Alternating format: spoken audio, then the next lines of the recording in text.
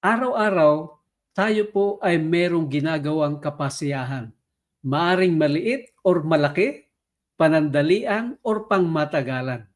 Ngunit anuman po ang ating pinagpapasyahan at anuman po ang ating ginagawa, maging maliit or malaki man ito, ay lagi pong itong merong bunga or consequences. Maraming mga tao na nakikipagsapalaran. They gamble with their life. At iniisip nila na hindi naman ito makakasama sa kanila. Pero later on, mga kaibigan at mga kapatid, ito po pala ay nagdadala sa kanila sa kapahamakan.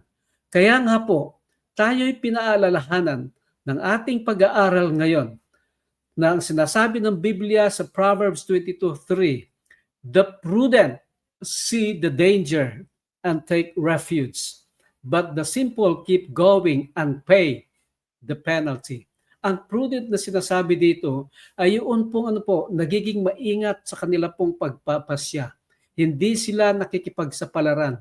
Hindi sila nakikipagsugal sa kanilang buhay.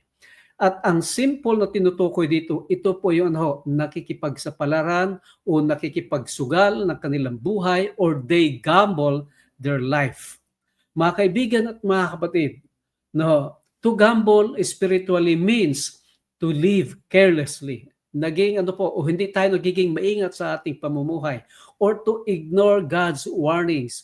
Maraming mga warning ang Panginoon sa ating mga kapasiyan at gagawin mula sa kanyang mga salita o mula sa mga tagapayo, ngunit hindi tayo nakikinig. Or to postpone obedience. Merong panahon na tayo ay tinatawagan ng Panginoon para siya tanggapin o di po kaya ay sumunod ayon sa kanyang nais na gawin natin, pero hindi po tayo sumusunod. Or to play with temptation. Alam natin na kapag pumunta ka doon sa isang lugar o kapag ginawa mo ito isang bagay na ito, ay mahuhulog ka sa tukso, pero mga kapatid, ay nakikipagsugal pa rin po tayo.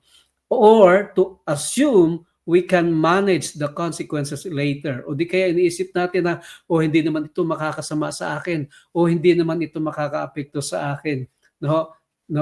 Sinasantabi natin yung consequences. Kaya nga po mga kaibigan at mga kapatid, nais ko po paalala sa bawat isa sa atin, sin always takes us farther.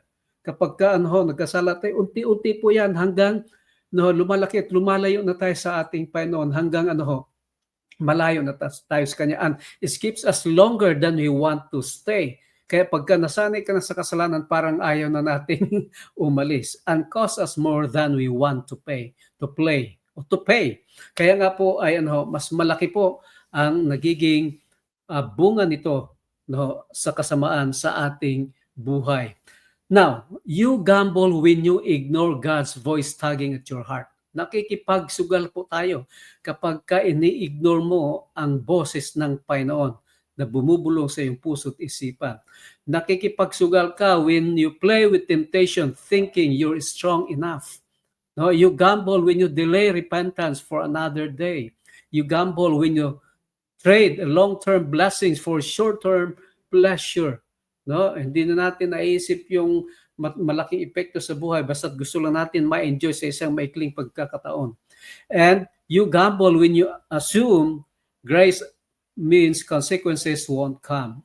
Nakikipagsugal tayo kapag iniisip natin na hindi darating ang consequences sa ating buhay. Kaya nga po, we are reminded in Deuteronomy 30:19, I have set before you, says the Lord, life and death. Now choose life.